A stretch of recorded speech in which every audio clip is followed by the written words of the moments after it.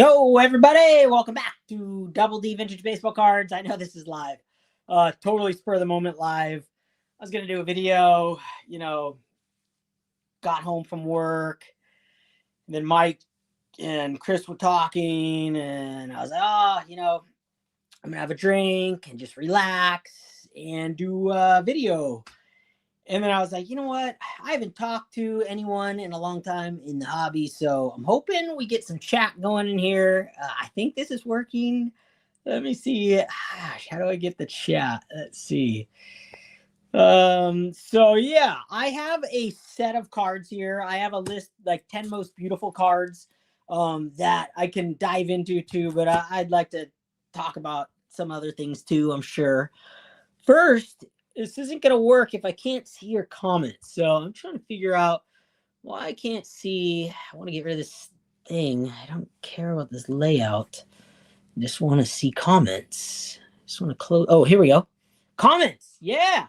Rick first. All right. Philippines collection. Welcome. Yeah, dude, I honestly, I just wanted to, I was going to share an album of mine, a Mickey Mantle album on a video.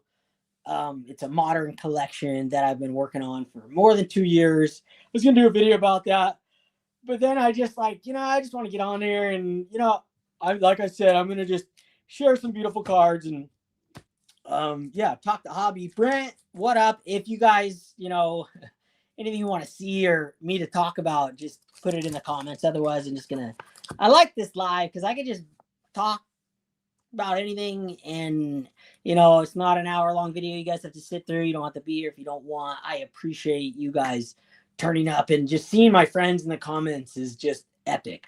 I was listening to a podcast today. It was actually YouTube. It was on YouTube, and it was Adam Gray. I had never heard of the guy until my buddy Adam sent a text of a printing plate that he purchased. And, I thought I was the only guy in the world who liked printing plates, and this guy goes out and buys a printing plate. And so I had no idea who this guy was. After listening to this podcast, it was so good. He's a basketball collector. What up, Chris? Welcome. Great show. I was listening to you and Mike. I wasn't chiming in a bunch, but I was listening. It was awesome. So I'm listening to this show. I'm listening to Adam talk about his cards. And this is a guy who's never left collecting. And what really got my brain going was I've never left collecting. I never stopped collecting baseball cards, but a guy like Adam, he had such a different way of going about it, where I was just collecting. So there was a time, I've talked about it before, where I said, I'm going to buy all the greatest players, the most Michael Jordan, Wayne Gretzky, Nolan Ryan, Hank Aaron, all those rookie cards. I'm going to go out and buy all of these. And I bought a load of them back in the early, 99, 2000s. I've talked about this a million times. But the difference was, so I always told myself, I'm going to buy all these. They're going to be worth way more in the future. And I was collecting, what I was collecting at the time before I went on that was just any old PSA 7 vintage baseball card, like a Bob Gibson. I see it. Oh, I want it. I got to have it. No rhyme, no reason, just, hey, these 7s are fantastic. I love vintage baseball cards. I never knew, hey, put these 3 together and this will look better. Do this display, do this. Well, guys like Adam, sorry, Chris is on my brain. Guys like Adam and so many other guys out there, like Rick, and just a lot of guys have dove into the cards themselves and learning about the history of each individual card. I was a player history guy. I read millions of books on all these guys I've collected. So, I have that. But I was just the guy who just pointed my fingers and just, if I saw the card, I liked it, I wanted it in my collection. But a guy like Adam, I was like, dude, listening and going, guys like Shane Shoebox Legends, Eric Those Back Pages, Rick, there's many guys that collected, that have Nate, Tops 85401 here, guys that have this deep knowledge of the cards themselves, and they go and they research. What up, Mike? Welcome. Wade, welcome, dude. They dove way deep really early. Even when I was opening boxes and packs, in the 2000s by the droves. All I knew, and me and my buddy Danny, all we knew were the stats on the back of the packs. Like, this is out of this. I never once went on the computer and like went on a chat group and like, oh, what's the rarest one in this? How rare is this? And like with vintage, I never went into a chat group on vintage and tried to learn about how this card was produced, where this was manufactured, how this came out of a pack. None of that entered my brain ever. And when I was listening to this podcast, he collected in a really, it's how I collect now, but I saw like every card he picked up through the years, he had all this information on the card itself. And he would pick cards that not only that he fell in love with, but he thought had like this potential for the future. Maybe I'm putting some words in his mouth, but I got that from him. And I always thought in that way when I went through that period where I was buying those goats. But I never thought so deeply until YouTube. And listening today just got me thinking about cards again and how my collection has formed since I've got on YouTube, since guys like all of you on here have inspired me to collect with more purpose than ever in my life. Every single card that comes into my collection, Lonely Basement baseball cards. Yes, dude, thank you for coming in. Every single card I pick up now has such a different impact on my collection than ever in the history of cards. And it's not that I love them more than I did in the past. I was nothing wrong with how I collected all these years. It suited me well. It was fantastic. It was the funnest time of my life. Like, even by myself, I loved cards as much as I do now. But what I have learned and what I truly like, this collection of mantle cards that I put together, the modern mantle cards, the base cards that Mickey Mantle's in, learning about the fact that these are like Mantle's continuation of his entire run, his Topps run. Learning about that, it really like, it fascinated me. And I never, even when I got on YouTube in the beginning, I thought I was just going to be on here, talking about condition, talking about my collection, showing cards, talking about designs I love and all kinds of different things. But my brain has like clicked into a different collecting gear. Now, that can be good, that can be bad, right?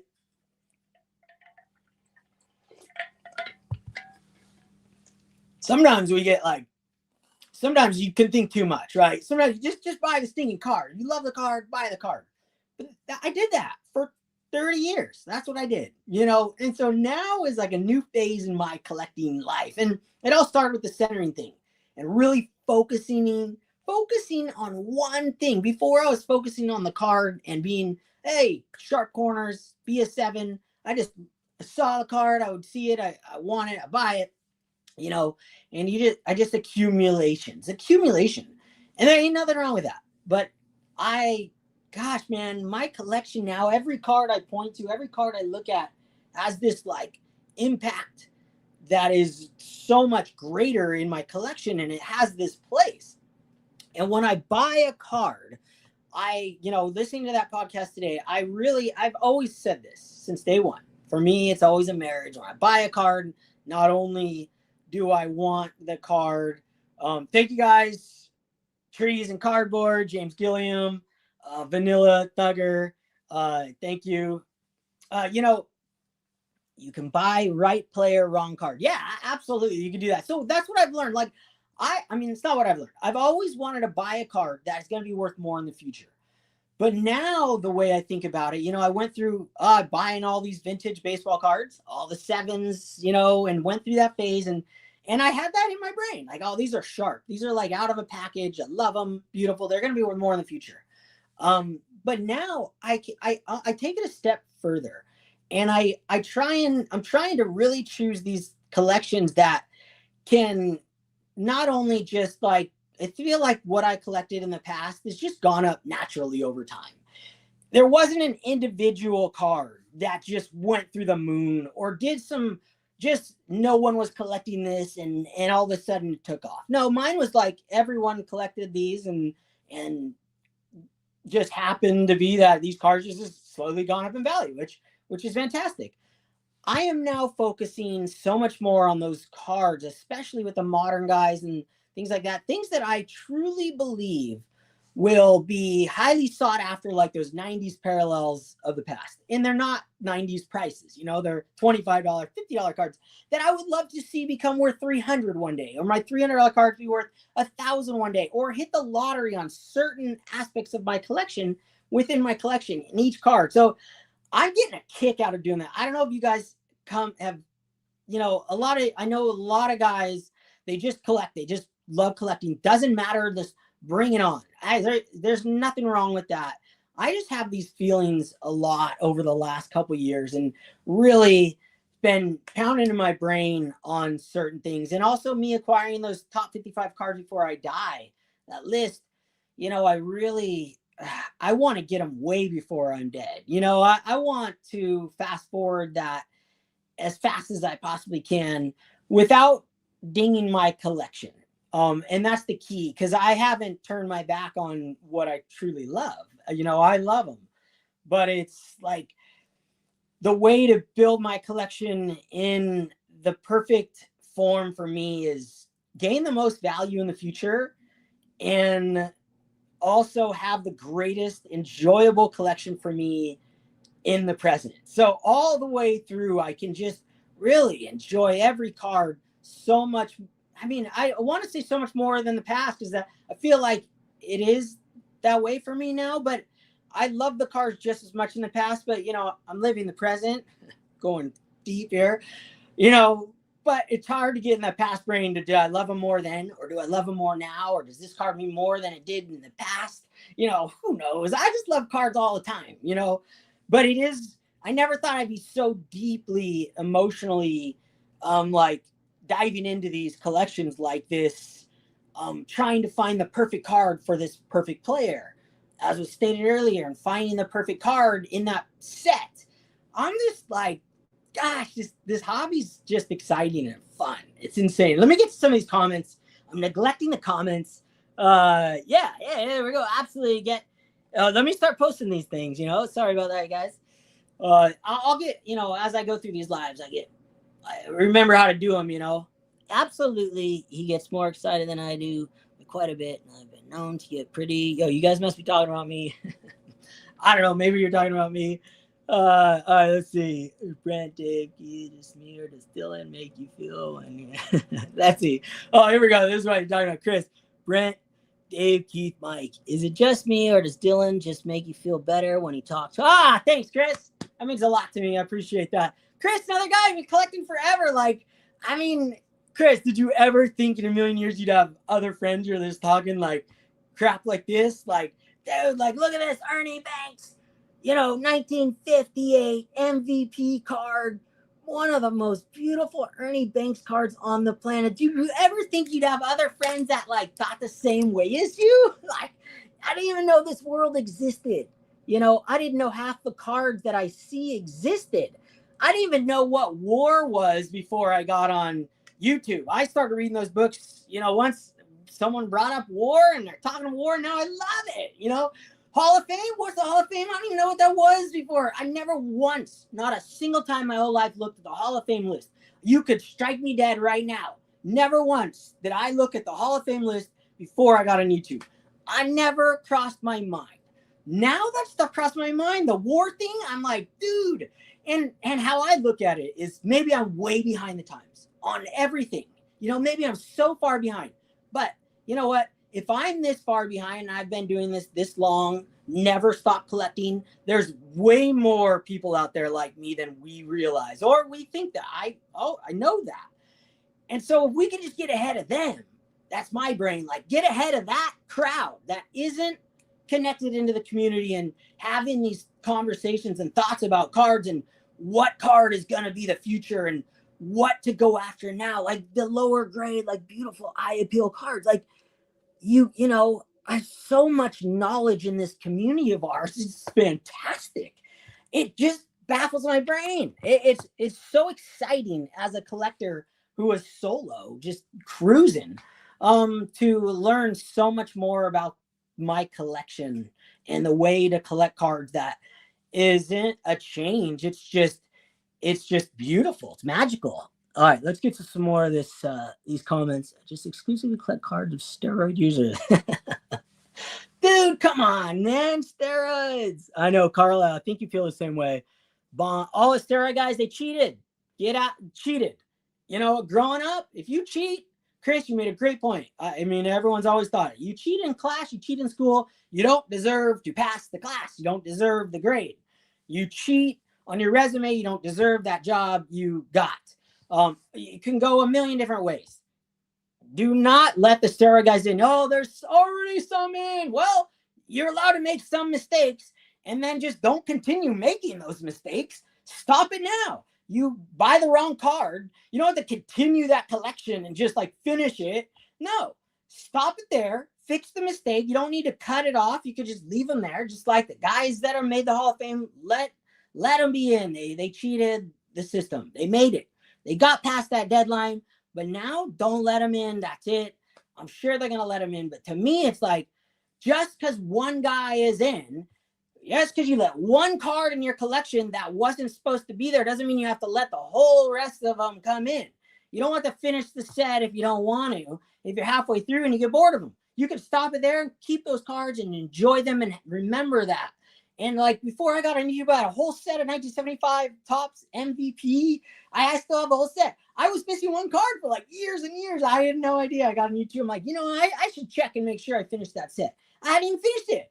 You don't need to let everybody, you don't need to let the floodgates in because you make one mistake or two mistakes or 3 or 5 or 10. You can stop it at the bleeding at any point. Don't let those cheaters in. There's my rant for that. All right, what else we got? Man. We got Wade. I was going to bed now, and I'm going to sleep. 5 or more cards. And yes, leave them up, baby. Put them in those binders. Get all fired up. That's what I'm talking about. I'm hoping Dale Murphy and Andrew Jones both. Hey, Andrew Jones would be sick. I love that. I know a lot of guys are the eye test people. I'm like, I didn't even watch baseball for like 10 years. I still collected cards. I'm one of those guys that I love the cards. Like I don't need to see these guys play. I can look at stats later, and most guys we haven't seen half the players on our walls play ever. I test Schmeiss best, like look at the stats and look at the peak stats. Was this guy incredible for 10 years, 7 years? Let him in. These are the best of the best athletes in the world. They don't need to be good for 25 years and just stacking up those stats. It's like, it's cool. I like it. I love that. But man, sometimes you got to let it go after like 5 years of just, if you're not doing anything, let the next guy take your seat. If you're negative WAR, you get like 2 years of negative WAR from me, and you should just quit baseball, retire, let the next guy come in. All right, here we go. I'm getting fired up now. Don't let those cheaters in, Dylan. Yes, exactly, Drew. Exactly. Dylan in the chat. Jacob, what up? Thanks for coming in. All right, let me see. So that was number 10 of most beautiful baseball cards. And these were all like less expensive cards. I had this stack on my desk for like 3 months. I can't wait to do this. Get rid of these right now so I can put them back. Some are on my wall. Some need to go in the binders.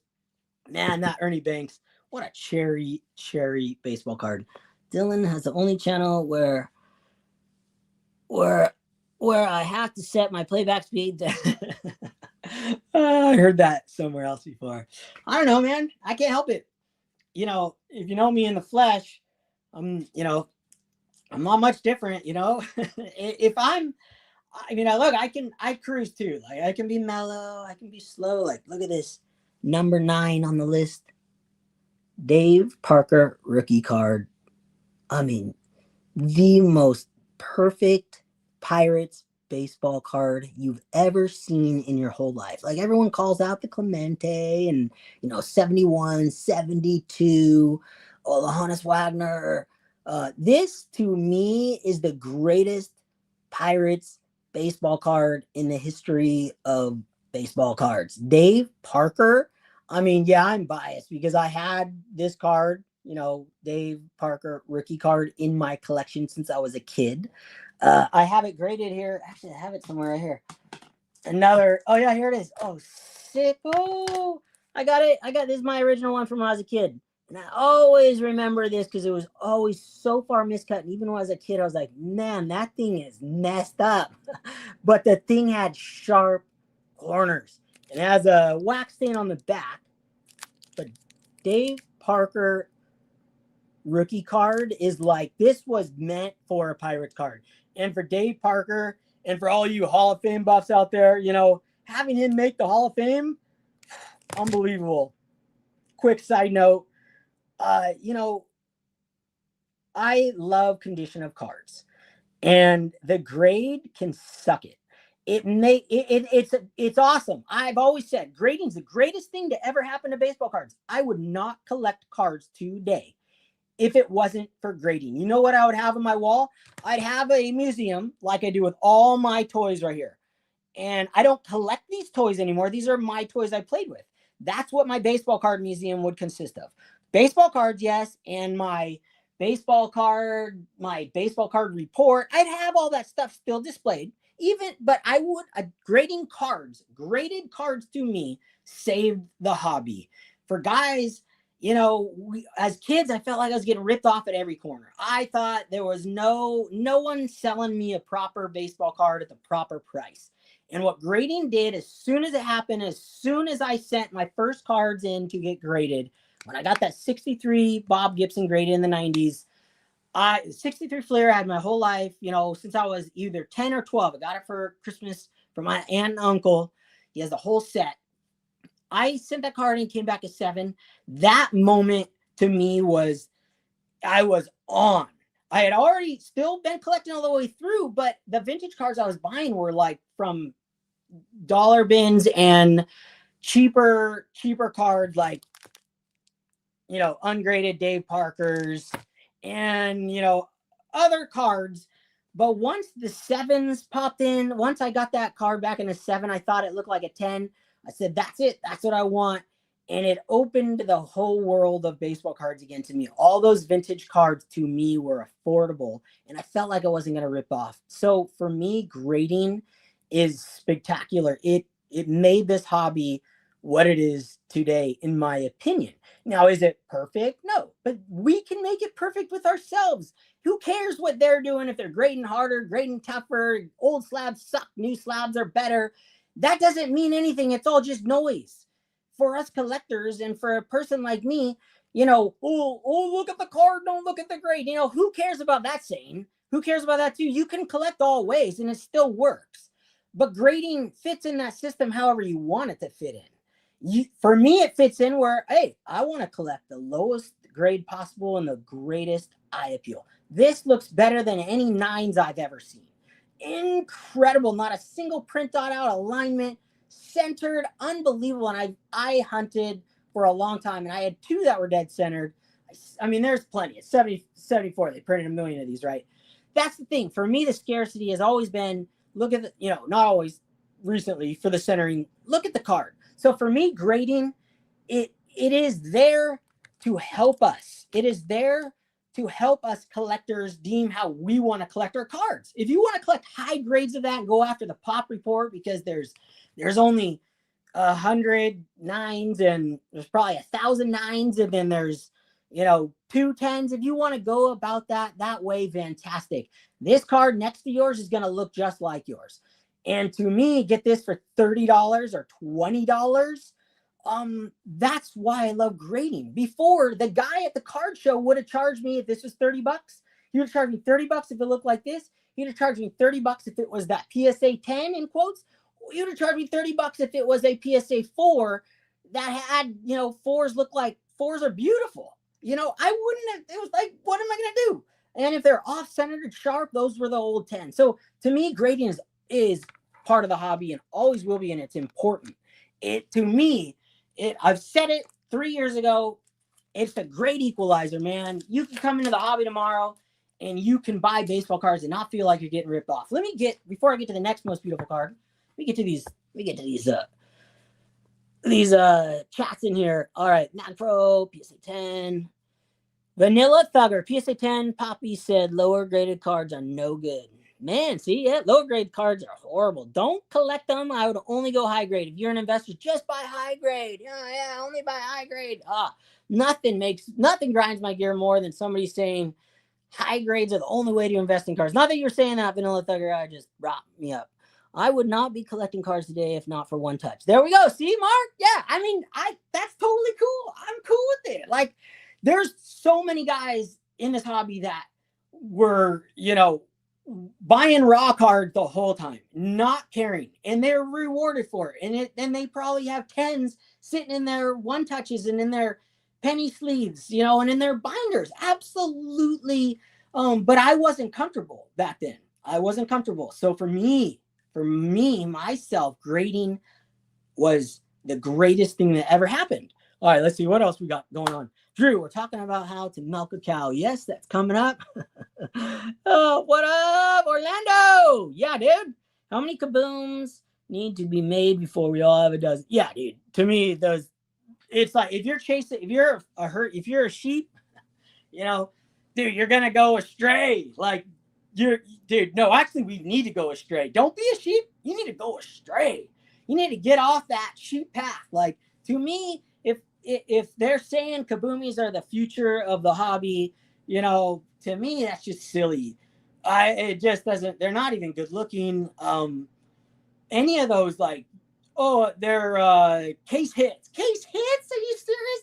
Like, a gold refractor is way crazier to pull than a case hit. It's like you got to buy like 5 cases to hit a gold refractor, whatever. Come on. The case hits. No one even commented that. It just comes in my brain. All right, what do we got here? I asked because they made a pretty cool Dave Parker card. What did you ask? Oh, here we go. Let's see. Do you have any Topps living cards? They mimic No, to me, I have this, like, brain, that I was always like, dude, more so now than ever. I just don't see those holding any value in the future. So and I think they've gone up because you get PSA 10s, right? That has made them gone up. I just don't think the cards, and they just don't. I would rather collect a gold number to 50 of, Dave Parker in a card today than the Topps living. No offense to any, they're beautiful cards and it makes sense. It's awesome, but that's why I just don't. I don't like buying cards that I don't think will hold the value or go up in value. I make exceptions for everything. I ain't doing everything in life. All right, what else we got? I gotta catch up.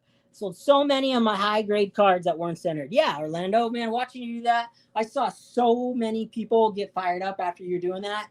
What did you sell? Your Ted Williams 57, I remember in particular, and just being, yeah, dude, that's 57 Ted Williams. It's not like the most prettiest card in the world to begin with. The colors aren't just like crazy. The 9s look exactly like a dead centered 5. Like, the dead centered 5 looks better than the 9s. Like, most 9s are 57s are off centered. So, yeah, well done. What, $3,000 for that card probably, or more? I think you had an 8. You could buy $3,000. You buy anything. Like, it's kind of nuts what $3,000 can get you. Pretty epic stuff. All right, Aaron Judge. Not close in my head. Judge just smashed him. We'll see what they do. All right, going to a beautiful card. Rick, if you're out there. 1911, guys. This is number 7 in my list. Most beautiful cards in my collection that aren't like a lot of money. And they were just in the moment, months ago. Nap Lajoie, 1911 T201 NECA Cigarettes card. Shout out to Alex Bowman 53. He showed this on a live years ago, and right when he showed it, I went on eBay and I won the next one that went at auction. Probably 3 years ago. And the ball floating in the air right there. I never thought I'd own a Nap Lajoie card in my whole life, because that famous bicycle card, I call it a bicycle card. It's like the 34 Gaudi. Makes no sense why I call it a bicycle card, but in my own childhood brain, that's what I always called it. And I never thought I'd own a Nap Lajoie card. So to have one in my collection, and this was like, I mean, these aren't like the most expensive cards in the world. They're not free, they're not cheap, but I probably spent $250 or something on this card. Give or take $100 either way. I don't remember. But it's a beautiful card with like the sweater he's got on, you know, that wool sweater is like, if I put that on right now, I'd die of heat stroke. I mean, they played in that stuff. It's just incredible. Who's on the other side? Falkenberg, Cleveland. He looks like he's in a straitjacket. He looks like a crazy man in a straitjacket. So yeah, wait, hold on. Can I pause it? I'm gonna pause it. My wife just got home. I know I can't, but hold on.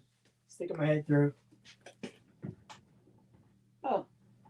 Oh, hold on. That was perfect. I got mail. Woo, yeah. Whee. Look at that. Mail day. So stoked, and I don't know what this thing is. This is like looks like maybe a gift. My wife sent me this. She went to the mailbox. And I was like, oh, you went to the mailbox? Nah, I haven't been buying cards lately, so it's good. This is from, dude, this is from Carl right here. Sick. I'm like, she's like, you got like a poster from somebody. I'm like, I didn't buy a poster. And she's like, oh, it looks like it's from somebody probably on YouTube. Carl from Australia. He's in Carlsbad right now, celebrating his friend's life. I used to surf in Carlsbad. I surfed there a million times. We used to camp there as a kid. So let me open this baby. And then I got this. This is a small pickup. This does not go through. It's such a big box. It's $120. This is a card that I got inspired to buy, and it filled a position in my my binder. So let me open this up right now. That's sick. Carl, you're probably not watching this, and you're probably not going to watch this later. But I'll see you in a comment at some point, and I'll tell you I opened it live. See what we got in here. This is exciting, dude. I got a free gift from YouTubers, and Carl's a commenter. Like, I mean, just super special. Whatever it is, it's going to be epic. All right, here we go. What we got? I don't want to wreck it. Let's see. All right, hold on. I got a better idea.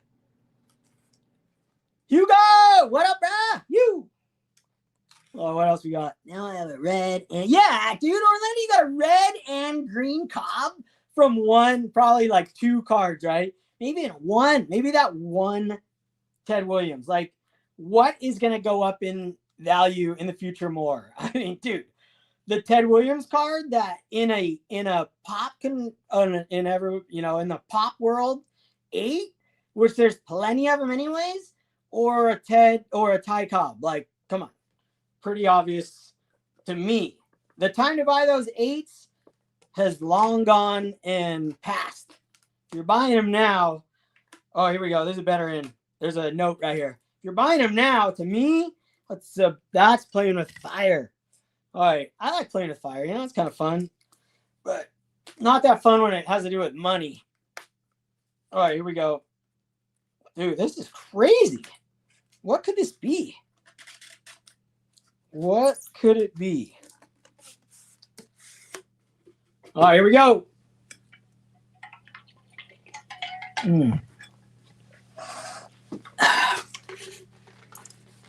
Oh, sick. No, I wouldn't have thought this in a billion. In a billion. I'm going to read the note after. Wow, this is incredible. Incredible. Wow. From Carl from Oz right there.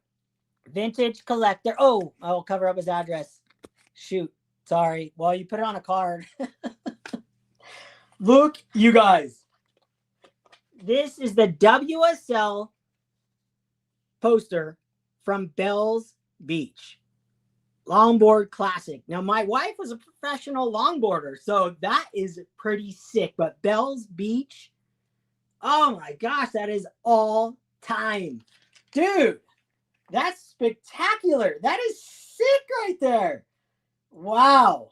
I mean, what a meaningful gift right there. That is so cool. You got like a hedgehog right there. Look at the hedgehog. Right there. Right there. That is sick. And Bells is just right. Super famous. There's a movie. It's called Big Wednesday. Bells Beach. Oh, man. Unbelievable. I haven't been to Australia. It's one of the places I've never been, and I will go. My sister-in-law has surfed contest, WSL contest at Bells Beach, shortboard division. World famous surfer. But Carl, that was unbelievable. Dude, thank you. Oh my gosh! And I just cleaned up my surfboard shed, or my wife did, I should say. She cleaned it up, so she was going to be psyching on that thing. We'll put it up, frame it. All right, let me read your note. I thought you might like this poster. All right, I hope he's okay with me reading this. Maybe I won't read it out. I'll read it privately since this is. I'll read it out loud, and if there's anything that looks like I shouldn't read it out loud, I won't. All right, hi Dylan. I thought you might like the poster. Surfing is very popular in Victoria, my state. Well, yep. Two of my grandsons play baseball and surf. Oh, no way. That's insane. Sick. Take care, man. Hope the arm is coming good. Thank you. Keep doing those videos. They are great. Hope to see you at Strongsville. By the way, I'm a Sadara O fan and was lucky to see him play in 1980. That's sick. Wow. His last season. If ever you have any doubles you want to move, let me know. Regards, Carl. Wow. Another one. Incredible. Thank you, Carl. Really, really appreciate that. That was awesome. What an unexpected surprise right there. Wife comes home, interrupts the live, and puts some gifts on the bed. Oh, man, that's sick. All right, well, since we're here, I do want to open this. Anybody have anything to say in the chat right now? Anything you guys want to talk about? Bust this open. I want to talk about baseball cards. Now this one, all right, here we go. This is a cool one. This is like ties right in for tonight too. You know, cards find you when they're supposed to find you. Super psyched. Let's see. This card, yeah, I love more packing too. Free packing supplies for my wife's business. This ties into the Steroids Hall of Fame committee. I won this card like 3 weeks ago. Or maybe 2 weeks now. I didn't have to go through authentication or something. It was in the PSA vault. Yes. And it's from season 2001. And I have a Bowman Chrome run that I'm working on, trying to get one Bowman Chrome card, parallel card, from every single year. And when Adam Vintage Sanctuary showed his Barry Bonds on his video of the 2001 Bowman Chrome and the X Factor, dude, I opened more Bowman Chrome than anything of any other cards. Maybe Donruss Elite is right up there as well when I was opening cases and boxes back in the 2000s. In 2001 Bowman Chrome, like, these are spectacular. Look at this card. Dude, he's not kidding. Thing is magical. So this represents the year that Barry Bonds broke baseball. And, you know, it was spectacular to watch. One of the coolest things I ever seen, you know, for baseball. But it just cheater, man. You find out later it was all a hoax in my mind. Like, Barry Bonds is a great player before. He didn't need to do steroids. He chose to do steroids. He chose to cheat. And anyone who chooses to cheat, you know, you got to pay the piper if you get caught. And if you don't, you don't. You played the game, and some got caught and some didn't. Barry Bonds, you got caught, but man, I still collect some cards. But this is sick right here. So this isn't numbered. They didn't need to be back then. $125 right here. Look at that card. Barry Bonds, 2001, represents the season he broke baseball. The greatest season in baseball history for an individual baseball player. I believe maybe Babe Ruth had a higher WAR at one point or something, but I mean, I can't imagine anything greater than that season for an individual athlete for baseball. But look at that. So yeah, I stoked. So I didn't have a 2001 either. So that's epic, super epic. Okay, I'm going to show two more cards. And then since my wife got home, I best go join her and keep the festivities alive. But before I do, I'd like to show two more cards. These two I'd like to put away. This card right here. And this ties back to, you know, when cards are going through the roof, you know, you got to like change your course and change your lanes and do different things. It's how it works. During COVID, cards were just going crazy. And I bought this card. It's a 1950 Bowman Duke Snyder 9 mint OC. A 1950 Bowman card 9. I mean, this would be a 10 if it was centered 100%. It thing is like crazy. I bought it because then I wasn't crazy. Centering wasn't a huge deal.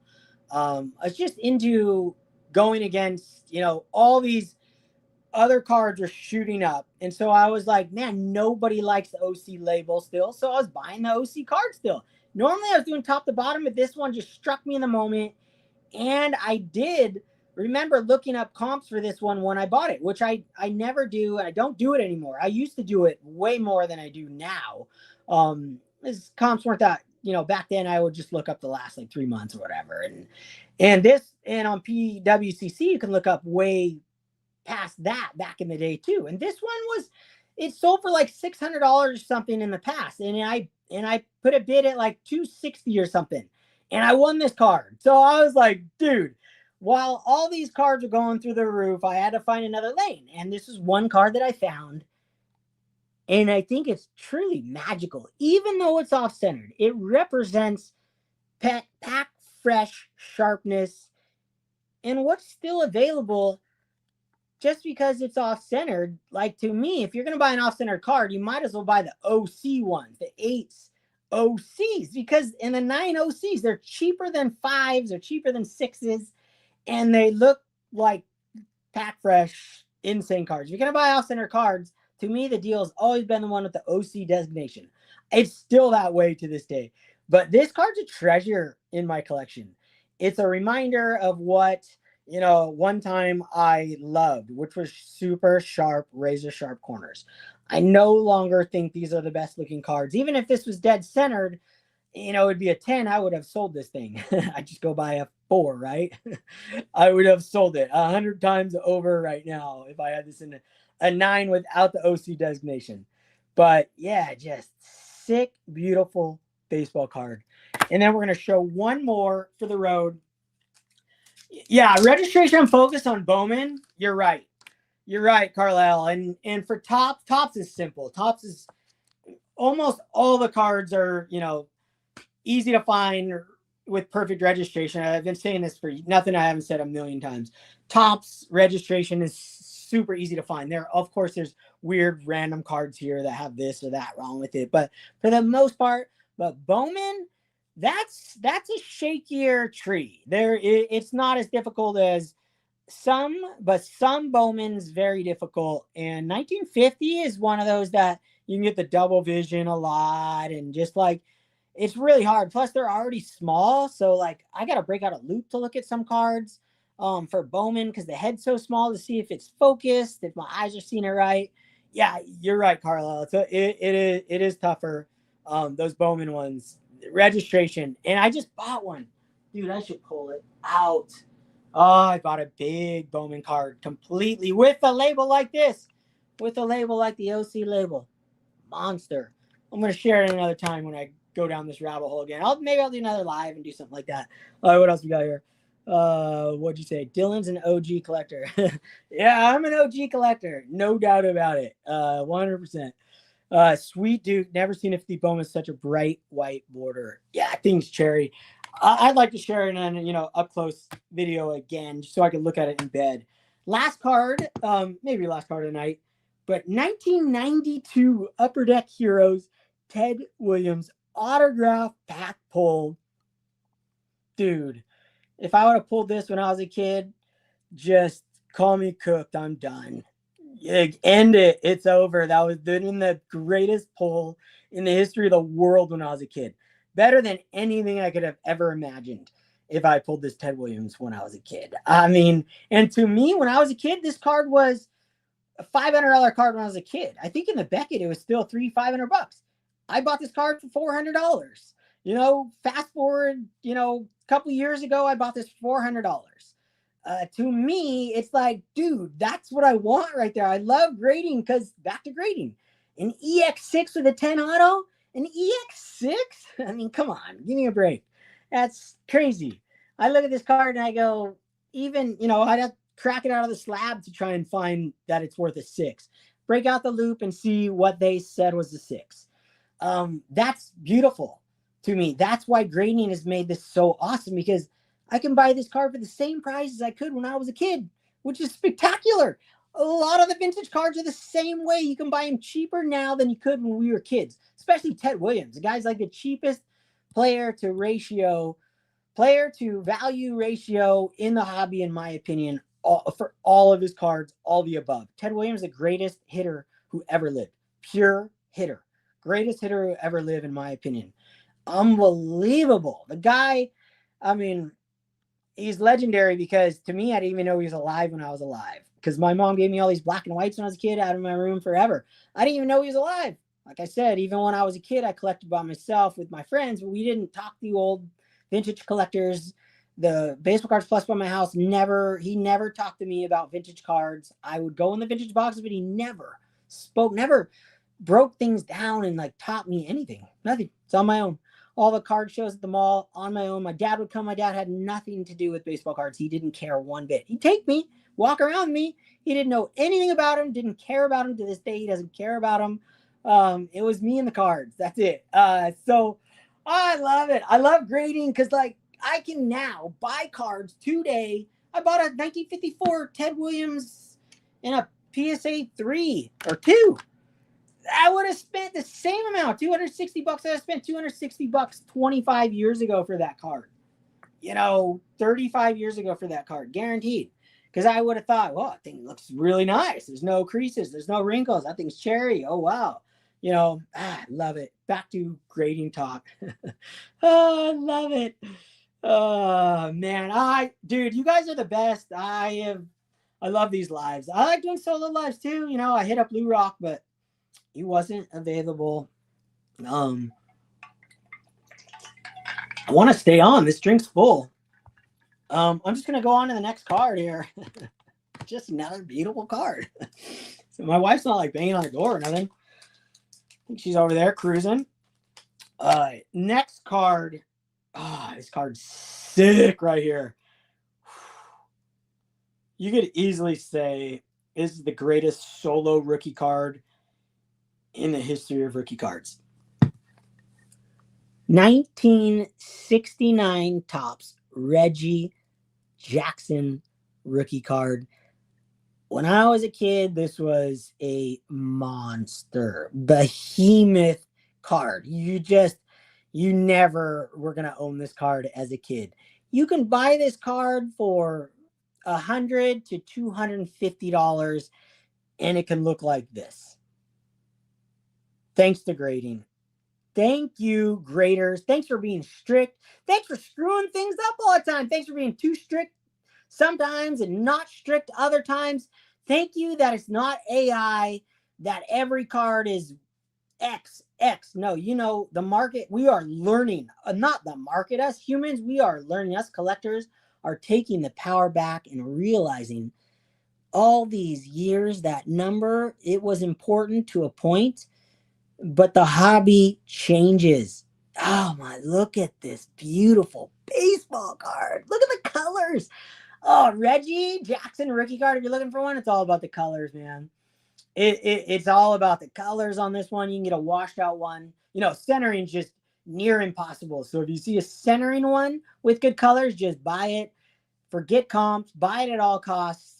Just get it. You got to get it. Let's see.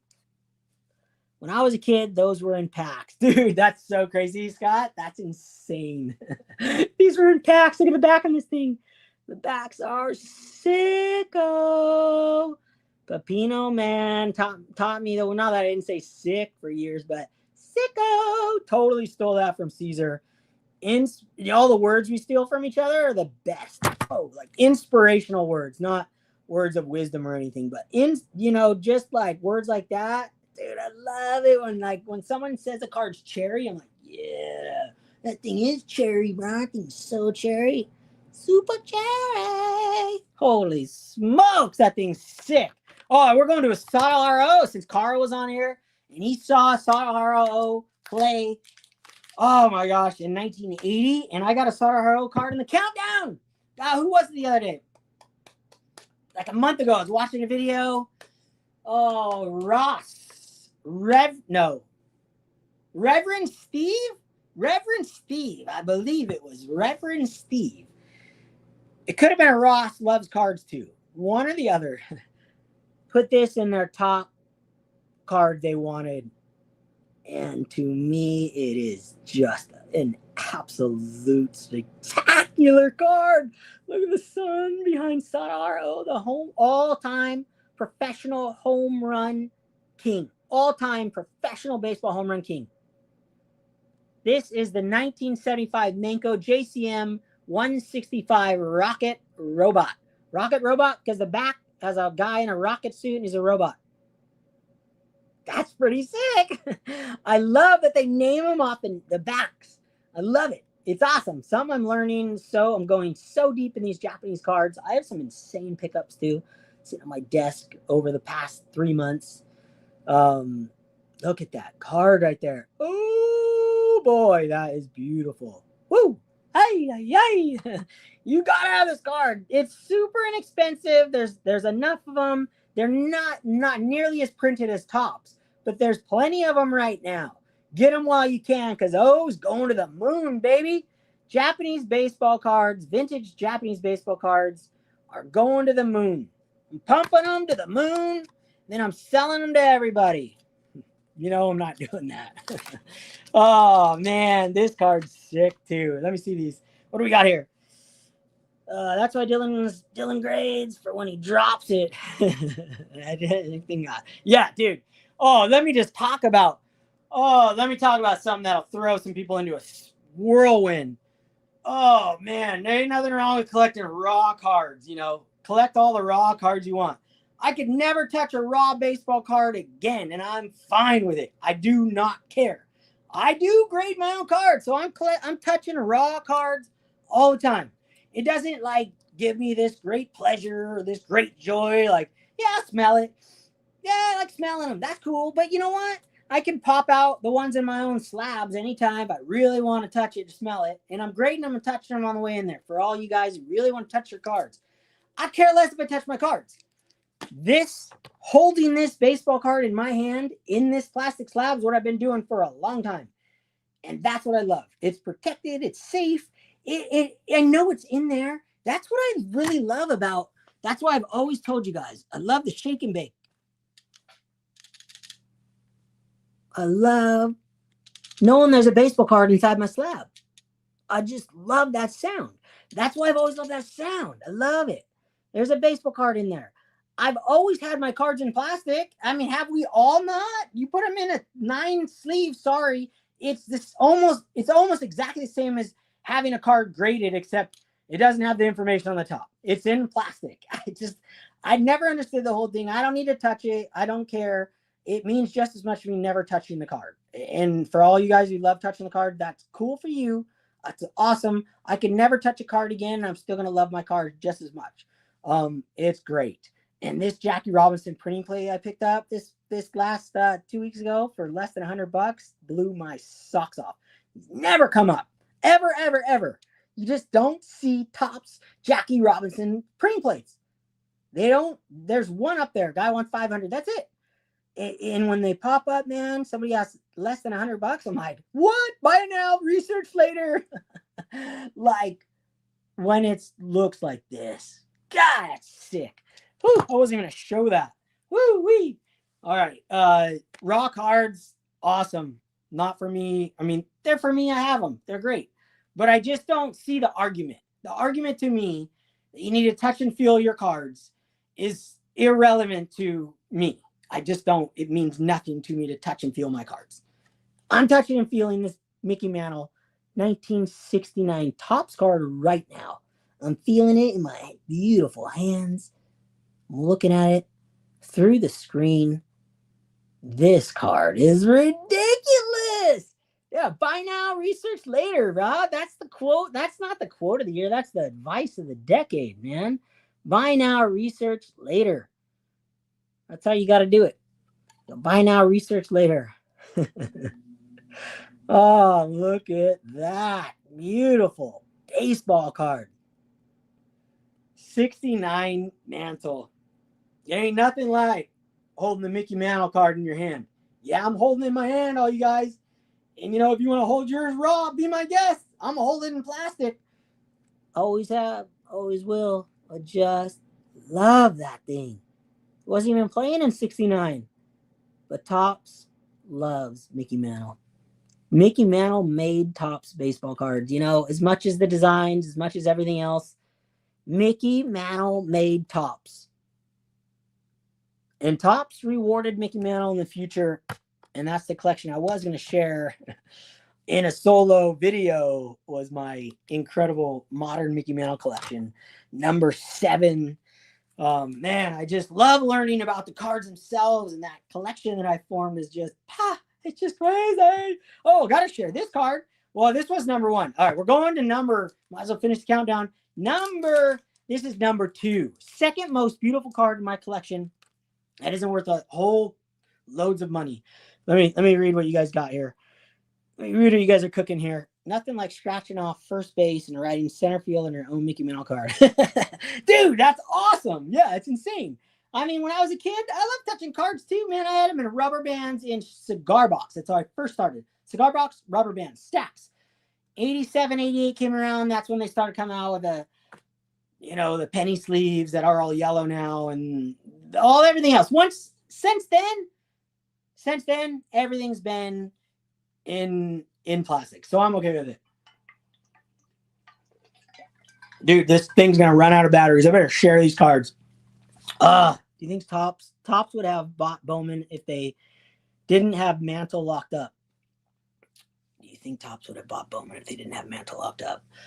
Wow, I think that's pretty wise words right there, Brad. I think that's I had never crossed my mind before until you just said that, and I've never heard anyone say that. I think that's something to think about right there. I think you might be onto something. Hold on, I'm plugging this thing in. I'm gonna do it. Move this. I'm coming back, guys. I'm right here. I have not lost you guys yet. Won't let you go to sleep yet. I'm plugged in. Unbelievable. Yeah, dude, that's genius. Brad, man, another guy. You guys got to go check out Brad's channel. Did I put up Brad's Vintage Collection? What an incredible collector. It's funny when it's weird. I don't know if I've even said this out loud before, but when people say, "Oh man, that guy has an incredible collection," Dylan, you have an incredible collection. I don't care. It's cool, but what I want to be known as an incredible collector. I'm a collector. I am a collector. My collection could be everyone's collection, minus one of ones and things like that. They can be purchased with money.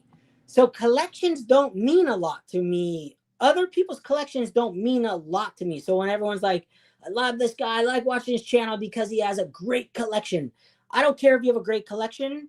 Your collection's the greatest collection in the world to you. It is. Because it's yours. Just like mine is.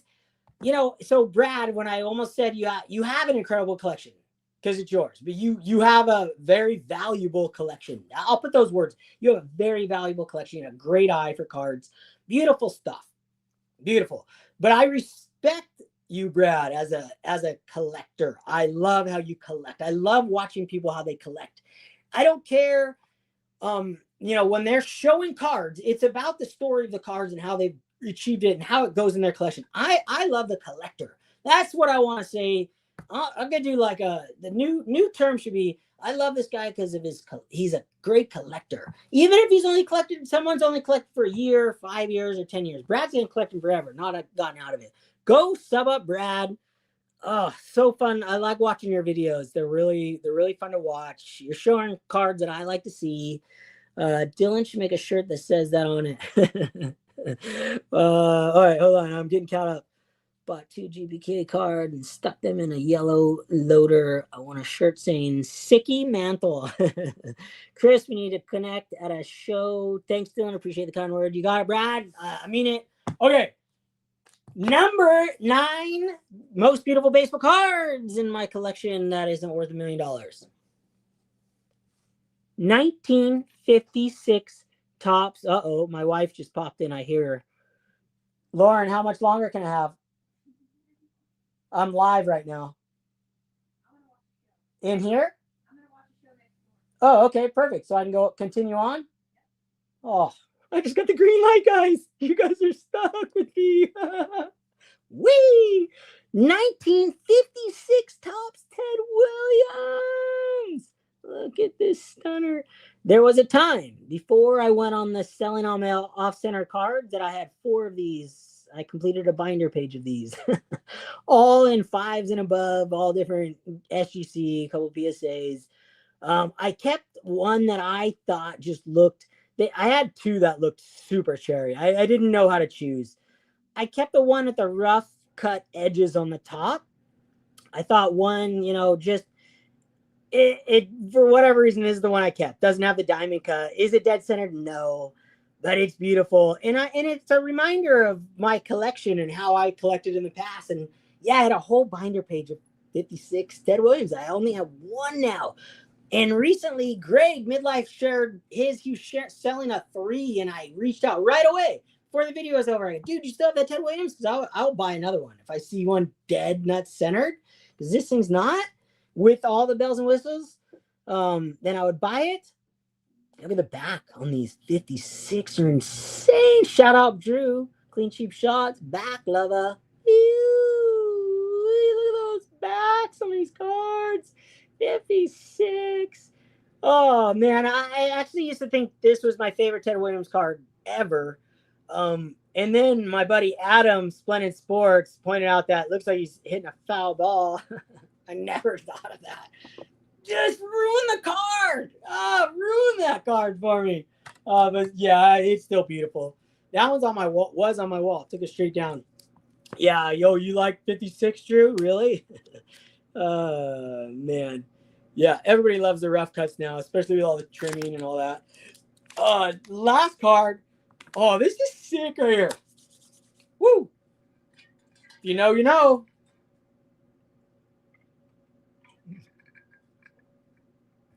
If you know, you know, you know.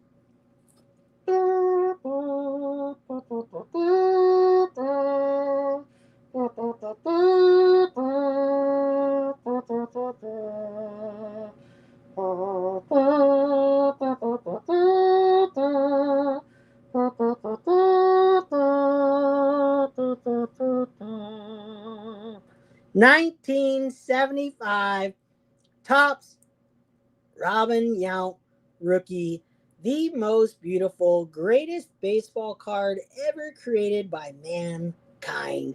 Dude, I have a sick photo. Where's that photo? Where's that photo at? I shared another video, but none of you guys, well, a couple of you guys probably watched my video. Actually, probably all of you. There's only 21 of you in here, so you guys probably all did. I have a picture of me and I don't know where it went, but me and my buddy Ty, when I was a kid, when I saw this card on a stack of cards, a stack of 75 Topps cards when I was 7 years old, 7 or 8. And it was worth $27 back then. And I had it in my hand. It was in a stack. And I was like, dude, I saw the stack of 75s on his thing. I knew exactly what they were when I was a kid. I knew exactly what they were. I was like, oh my gosh. And then I flipped through and I saw the Robin Yount, and I just blew my mind. And I have an addiction to this card ever since. And I sold off all my off-center ones except for one 8OC top to bottom that I still have, a mini.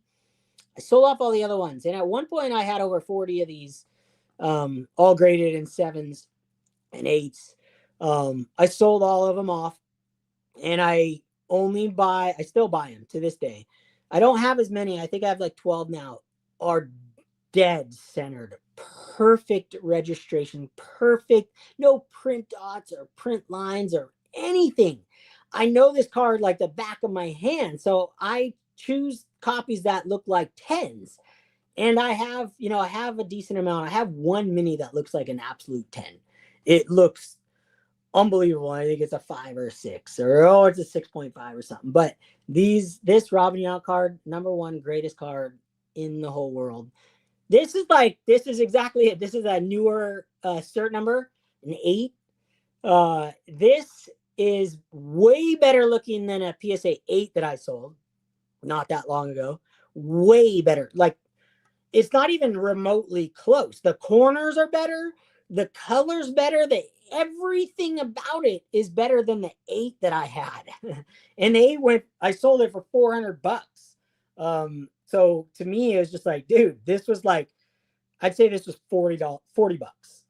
Fives are like $45, even when they're dead centered, because no one really is looking for a Robin Yount dead centered, or, they're just not looking for these smaller cards dead centered. So the premium's not quite there, and whether it ever will be, because, to be honest, 1970s cards are printed by the truckload, millions of them.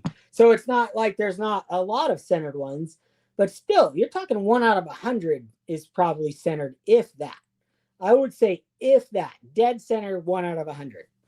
So all Topps cards can be rare in some sort of aspect. Oh, man, that's sick right there. All right, well, I just got free time, so okay, let me go through some comments. Here we go. Oh, what up, Dan? Thanks for joining. I've been looking for the OPG version. Oh, dude, that impossible just to find, Dave, to find the card go at auction. So Dan, we'll have to text each other, because that's been on my watch list for a long time. I deleted it and then I put it back on.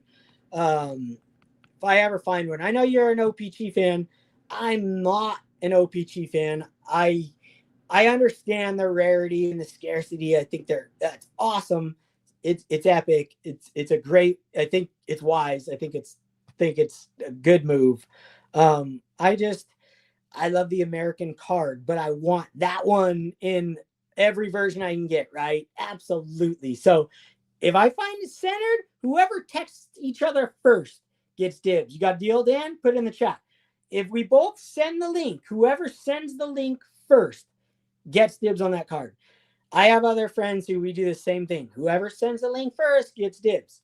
That's the rule of thumb. We don't fight each other for the cards. It's ridiculous. To get a number, numerical grade. I'm not vanilla. I wasn't sure what you're saying. So let me go on to the next comment. Saw Yount play in County Stadium in 1979 against the Yankees on a Saturday night. Louis Tiant pitched. The following Thursday, Thurman Munson died. Wow, that's crazy, Stukes. You are old. I'm just kidding. Well, I mean, you are old. I'm old. Dude, I love Stukes. So Stukes, if everybody doesn't know the story about me and Scott, how we first met, we knew each other from YouTube, but I hadn't been to a national ever, except when I was a kid when they had it at Anaheim, but I didn't even know it was a national. It wasn't the same experience. Well, I flew all the way over there, and I met a guy, Bob, on the when I landed in Chicago. Flew for felt like 3 days. Got there, met this guy, Bob, collected cards from Canada. We became great friends. Just awesome. Well, the first guy I saw at the hotel I was staying in was Stukes. Scott walks in or sits down or says my name, or I say his name. I don't remember who said whose name first. But it was like, yes, dude, I know you. That's awesome. So Scott's the very first. He's not the first YouTuber I met, because I've had people come over here on vacation and then come over and even sleep in our guest house. But yeah, you were the first YouTuber I met at any card show. I'll never forget that. And then you came back one day with all these, I think you came back like a 1990 Fleer uncut sheet. So funny, because I didn't know your collection so deeply like I do now, and so I didn't know what you were buying or what you were into as much as I do now. And now I would have been like, oh, I know what that is, right? I was like, oh yeah, that was awesome. Oh yeah, dude, the minis are the best. 1975 minis, the greatest. That's one of the greatest sets ever made in the history of baseball cards. I love the Heritage minis because of those minis. I would love to make an entire run. I have a couple up. An entire run of mini Heritage of all my guys. Judge, Trout, Ichiro. Um, I have a couple of Otanis already. Just love to have a mini collection because of those, and the exact same size of the 75 minis, and that's what I love. Yeah, dude, you kill it, Vanilla Thugger. You gotta differentiate these cards from one another. I mean, that's the key. All Tops cards, there's printed millions. There is differentiations, and some guys want to collect the high grades, but I think that time has passed. I think now it's about what the card looks like. It's about the centering because that's what's rare. I'll preach that. It's fact. Once you go, you don't have to believe me. You don't have to trust me. You don't have to do it. Once you start collecting only centered, and trust me, I mean, what's funny too is like, I mean, I know guys that'll say they're centering guys, and then I'll see their cards they pick up, and I'm not wagging my finger and going, but in my head, I see it and I go, nah, that's not centered. No, that isn't centered. That ain't double D centered. So, and I have off-center cards. I shared them already. Like, there ain't nothing wrong with them. But when you go down the path that I went on, and I'm still on for Tops cards, for the most part, you only want dead centered. They are extremely rare. Extremely rare. Even ones that are common, like 1960 Willie Mays. A lot of Willie Mays cards are very, there's a lot of them that are commonly easier to find centered than others. 58 Tops All-Star Mickey Mantle. There's enough centered to go around to everyone. And then there's some like Clemente 65 Tops. It's a 10. There isn't centered ones. They don't come centered, dead centered. Another 10, Ozzie Smith. All 79 Tops cards are 9s at best. They're all off center. They all have a tilt. And then someone else show me I have a centered card. That ain't centered. I know. Sidetracked again, man. I love talking condition. I love it all. Differentiation. That's it. All right, let's see. Stukes is an old nut. Funny. I love Stukes. Awesome to meet you. Those were, dude, that's so funny. Awesome to meet you. Those were 61 Peters meets full pounds. Were they not yellow, Stukes? That's how much I was like, my brain was in like 50 places when I met you because I just got there, landed in Chicago by myself. Like, I mean, it was like, I was like, whoa, so much going on, so much to take in. And you were like pulling these out of a plastic bag. And I was like, 90 Fleer, full sheet. Tell me they were yellow, Stooks. Tell me they were yellow. I know it hit a certain age here. 1950 All-Star triple print. Yeah, exactly. Yeah, it's triple printed. So even easier to find, right? But really for centering, you it's not like I'm the only one who's done this, and I'm not the first guy who's done this. This is done. Many people know way more than me. I'm just saying what I know, what I've learned. Obviously, some cards were printed. The worst ones to get, the hardest ones to get are the ones that were printed on the corners of the sheets, all corners. Because the closer to the center you get, the shift in the cutting. Because I've cut art prints out for years for my wife. I was cutting art prints out, and I also cut other things using a cutter. If you have a stack, things shift. But the ones in the center, they have less area to shift. The ones in the corners, just like being in the back in the front of a roller coaster, the guy in the back is going to have the best ride. He's going to get the biggest whip. The guy in the front, has a different experience. The guy in the middle is just going to have the least amount of turbulence, or just like, it's going to be move the least amount. You're in the middle. Just like, so the ones that were printed up on the corners are just bonkers hard. So it's fun. Centering is a hunt.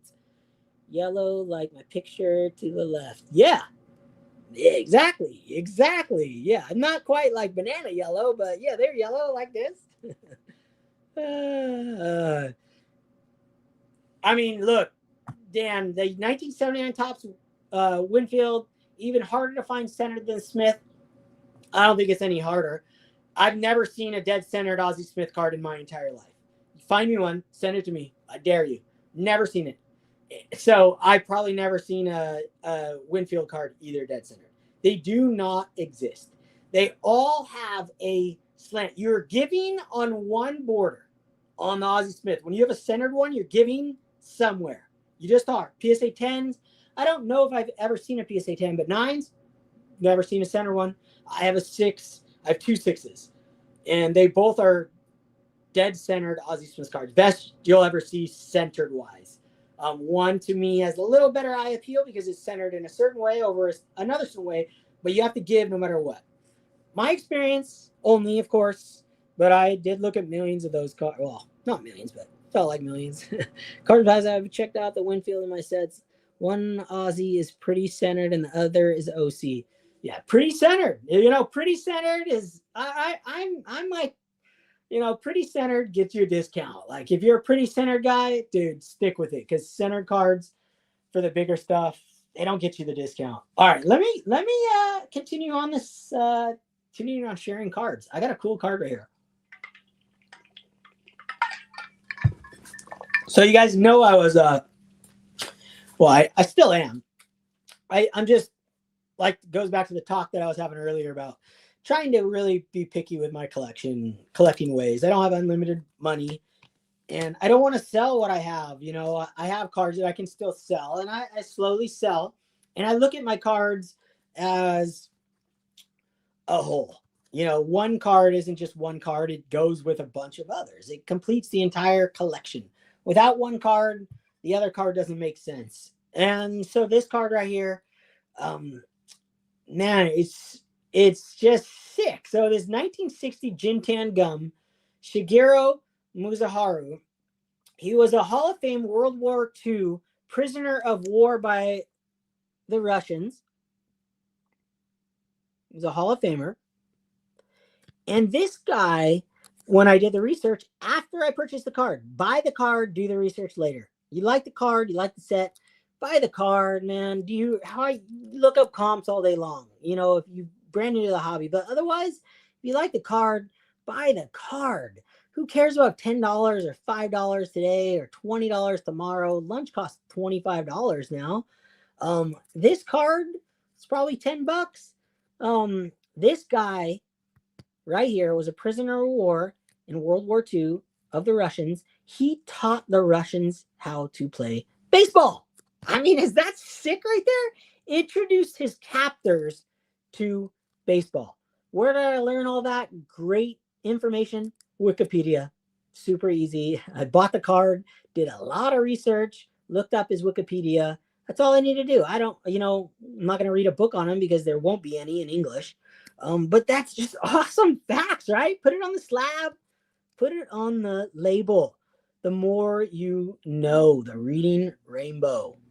I mean, look at that. Sick. So yeah, I'm buying Japanese baseball cards, still going down that. They're just inexpensive and fun to collect and understand. What was this war? Dude, actually, I did try and look up Japanese baseball players war. And I found it at one point and then I lost it and I haven't looked again. But I definitely want to know the war of all the Japanese baseball players. There is a website that tells you the war of each player's. Oh, what is the war? Oh, you're not talking about war stats. Oh, World War II. World War II. Sorry, Vanilla. That was a pretty classic misunderstanding right there. That's pretty good. But pretty sick right there, right? Like insane. I love it. I love baseball cards. Let's see. Great story. Thank you. Wow, it's awesome. Red Dawn was a great movie. Red Dawn. Yeah, that's an awesome story. Ross, were you on it earlier? Were you the guy? It was either you or Steve, Reverend Steve, who put this in their top 10 cards they wanted, like before they die or before the end of the year, something like that. Was it you who wanted the Sotaro 1975 Menko JCM? I told the story earlier and I shared this card in the 10 most beautiful cards stack that I had made. Well, I got a text from Scott from Stukes. See what he says. He's probably saying, "Oh, he sent me his Ozzie Smith rookie." Yeah, see, look at that's the look of a centered Ozzie Smith card. I'll share it. It is slanted. You can see it at the bottom, and at the top and on sides, but it is centered. That's a centered Ozzie Smith rookie card. That's as good as they come right there. You're either going to get a little tilt on the top, little tilt on the bottom or sides, but the top and the bottom are the deal breakers. Dude, that's sick. You just sent me that. That's awesome. That to me is a keeper I would all day long pick out. You see an Aussie Smith that looks like this, you grab it because this is what nines look like centering wise. This is what you're going to see in a nine. If it's a little wider at the top, little wider at the bottom, they're all going to have a little slant. And you guys might not even see the slant. I'm just a crazy person. I'm crazy like that. Yeah, I love it. That's amazing. All right, well, let me share some more stuff that I've purchased. Oh, man. Oh, here we go. Brad, you're on here. 1961, baby. I've been wanting to share this for a while. So I got this 61 Tops. Finally. I've been wanting this card since I went on the centering kick. I've almost had Hank Aaron's Tops run completed so many times, and then I refine it and sell one that's slightly tilted, or I see a print line or see something that I don't like, and I sell it. And then I'm like, oh man, then I gotta go back. Well, I just sold I forgot what year I sold. 65 Tops Hank Aaron, and this one came up at the exact same moment.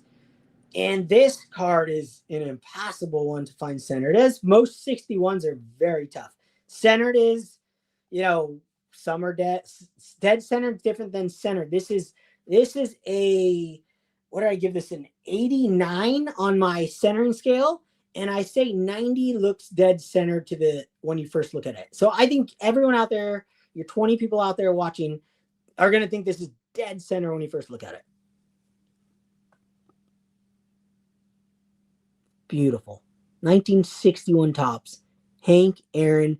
That's as focused as we're going to get. I mean, that's my StreamYard, and that's this. I'm going to share this up close and personal. But this is an 89. I try and get all my vintage cards in 90 and above.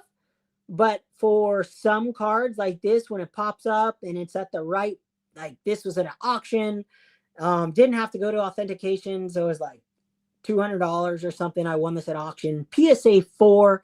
Is that really high for a PSA 4 price? I don't know. I don't care. I've never seen one, I've never seen one dead centered in a lower grade. And the higher grades, I still see, and I haven't seen one dead centered. So it's very close. And the eye appeal is outstanding. The image, everything's just cherry. I mean, the only thing wrong with it is like, you just can't, cut someone's eyeball out with the corners. Just beautiful. I love 61s. And in the video I was going to share with these, I'm just pulling cards from stacks of videos I was going to make. I have the Junior Gilliam card in my personal grade, and this is the 5. This one I graded a 94 centering. Outstanding. You got a 94, you have to break out the loop and the measuring in here, or that measuring app, and I do when I grade my vintage cards. It's crazy. I just do if I can't figure it out. When I see a card like this, I didn't break the loop out. I did it off eye appeal. 89. It's not a 90. It's not dead centered, but it looks really, really nicely centered. So there's really nicely looks centered. It looks dead center to the naked eye, but it's not. And I knew it wasn't. I didn't break out the loop, so I gave it an 89. That's how I do my system. Just phenomenal. Woo! Read some comments. Wow, DD, I bought one month ago. Comp C graded, still waiting. Close to that centering, but not as good as yours.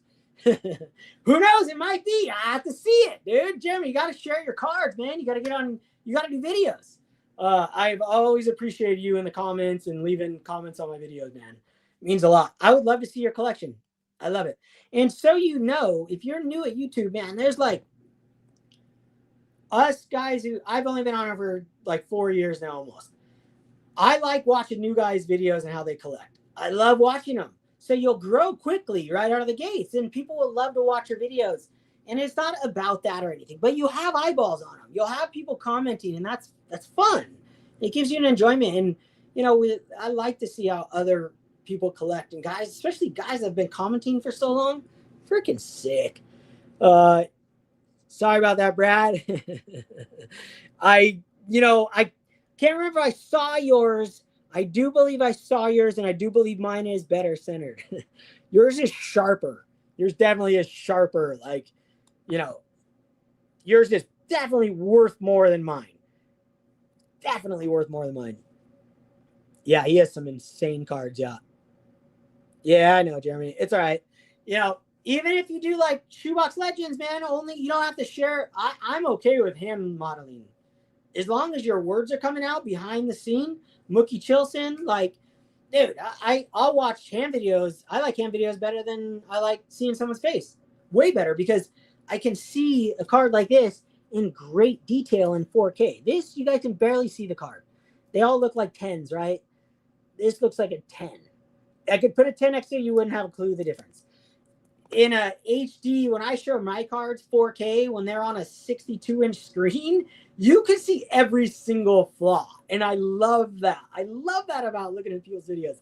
I watch my own cards all the time, my own videos, looking at them. And like, I've found flaws on my cards watching my own videos and be like, ooh, I didn't see that. And then I'll grab the card and I'll be like, whoa, oh, I can't even see that unless I have it on my 62-inch screen and the card's 6 feet by, 6 feet. Because that's how I love looking at cards, man. I'm like, yeah, it's sick. Thanks, Jeremy. All right, what do you got? I am among the newest YouTube content creators. Dude, and Brad, and I'm having a blast watching how you've collected over the years and your story. We love it. We get kind of tired. Everybody knows my thoughts on everything on the hobby. You get bored watching my channel.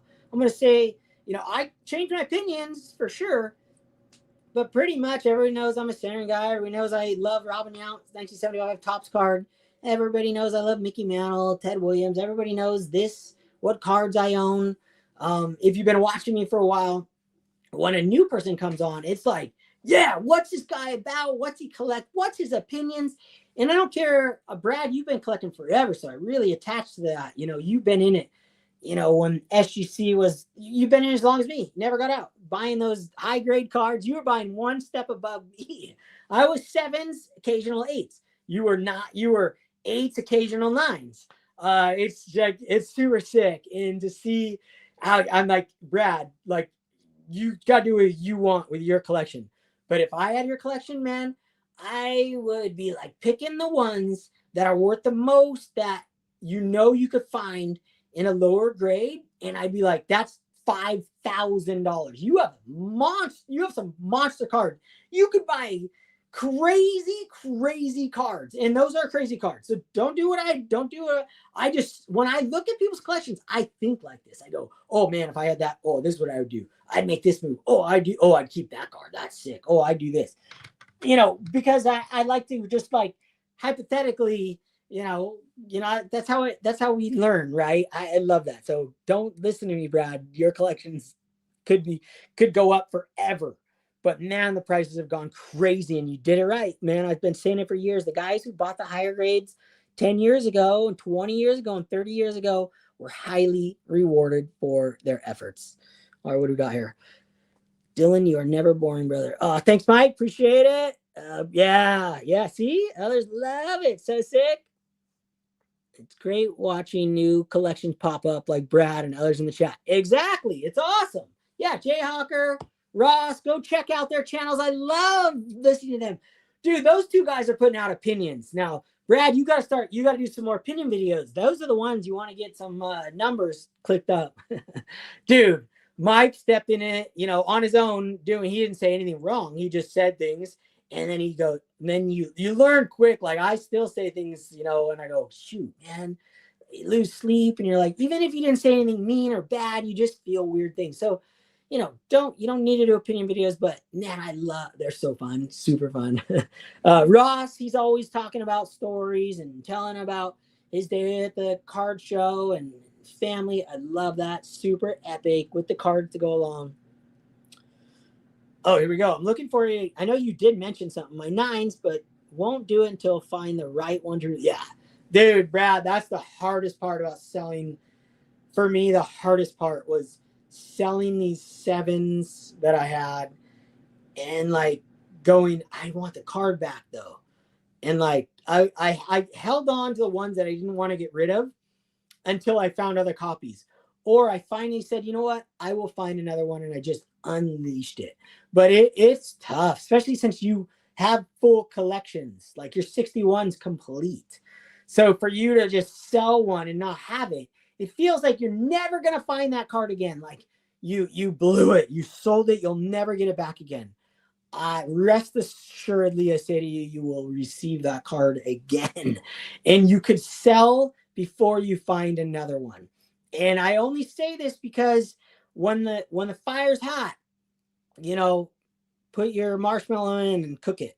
You know, you got the cards are on fire. It's sometimes pull the trigger. Those lower grades aren't going to just skyrocket in value. And you're not, you know, I can't picture you buying threes or fours. Yeah, you're not ready for those softer corners yet. I know you're not, dude. These little softer corners aren't going to do it for you. I know it. Maybe one day, but then you'll have unlimited supply to play with. You have so much ammunition in your collection. It's spectacular. And you've probably never thought of it in that way. That's why YouTube's so cool. You don't think of your cards as ammunition as collectors who did it by themselves and collecting cards, because you know I'm never selling these cards as long as I live. These are my cards. This is my collection. But they become ammunition the more things happen. Yeah, here we go. Oh, who's on here? Oh, let's see. We got Carlos is on here. This is a problem. I was all BBG and Raw in mid 2000. Now across most of SUC. That Tux got you. Yeah. Carlos, opinions. People do that.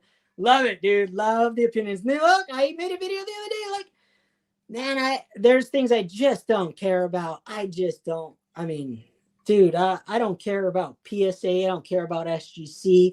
I don't care if Topps buys Fanatics. I want them to buy Fanatics. I want Fanatics and Topps to buy Panini. I'd be freaking stoked. I get more baseball cards with team logos on it. I don't care about no Monopoly. I don't care. It means nothing to me. I don't care if I'm affected by it. But it doesn't mean I don't like other opinions about it. I like listening to those. You know, the show bidding. It's ridiculous. It's absurd. It makes no sense. I heard Dr. Beckett tell those stories years ago. And I always kind of scratched my head with those. It was just like, you know, he did say like, I'm going to buy these, you know, I would buy them at a certain price. So, you know, it's like you give people the benefit of the doubt. And then this comes out. And to me, like, I like listening to it. I don't have an opinion on it because does it affect me? Has it affected me? Absolutely. I paid more for cards because of those. Am I going to make a change? No. And if I say things that are wrong and incorrect, I don't want to deal with that stress. Like Carlos in his video, like, dude, going balls to the wall and having Dan on there. And like, I don't want anything to do with that. I would love when Carlos is like, dude, Dan, I don't want to be sued.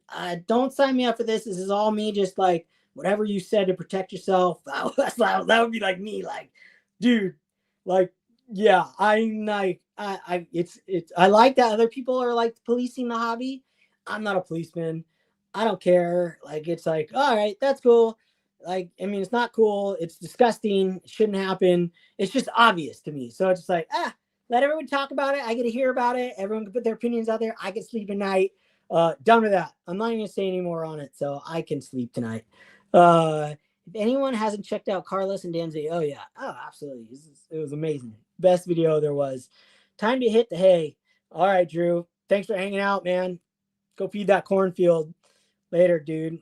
Oh, everyone's biting the dust. Stoops, going to bed. It's going to be Hawaii or die over here. That's it. I'm the last man standing as usual. Carlos, you still in here? Shoot a text in there. Dude, normally every time it's next to my desk on my right side where my right arm is, and I was using it the other night, but I didn't move it over here. But I'm moving it now.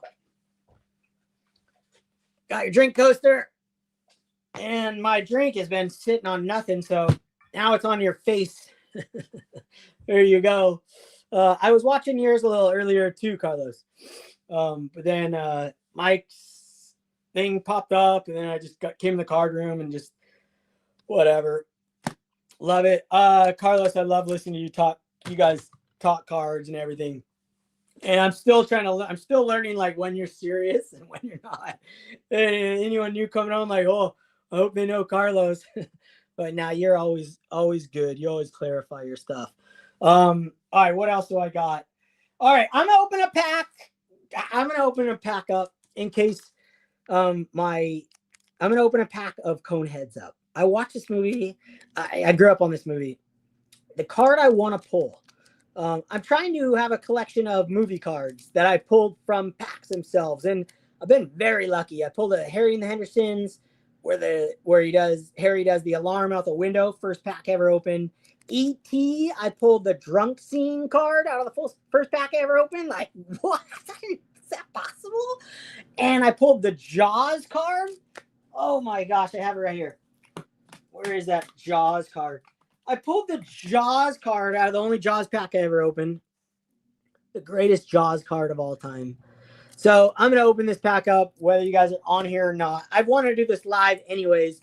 There's a scene in it where he's at the dentist and his mouth is open like massive. So I don't even know if it's a card or not, but I definitely want to open it. And then I think we're going to call it a night. But this is going to get opened right now. Hang up on the attic area. Looks like a blast up there. I had no idea. There were Coneheads. Dude, yeah, there's Conehead cards, dude. Are you serious? These are sick. I've never opened a pack of these. And so that's what I'm shooting for. So we'll see if we get one. Otherwise, if there's a sick one I don't know about. But if I get that scene, that would be sick. Oh, yeah, the scene where he's spraying, he's like eating stuff. He's drinking all the fluids. That is sick. Come on, baby. I do not know that one. Never seen that. I don't remember that at all. I kind of remember this one. They're trying to be like housewife and husband. Come on, baby. Never seen this. Is this even part of Coneheads? And I just watched it. I remember this. Last card. Come on. Can we do it? Oh, shoot. We didn't get the card I wanted, but this is a good card right here. Yeah, none of these are going to make it into my collection, though.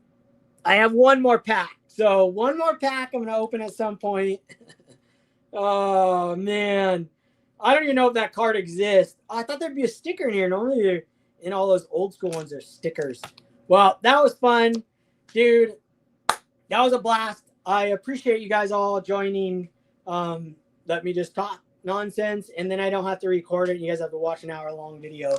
Whoever was joining me can join me. Thank you guys all for coming by. Thanks for the inspiration out there. Just stoked on everything. Hope you guys are inspired out there by everybody on YouTube talking about cards, sharing their cards and their passion. Don't be influenced by guys like me. I'm crazy, man. Do my own thing. Just like them. Okay. Later, guys. You.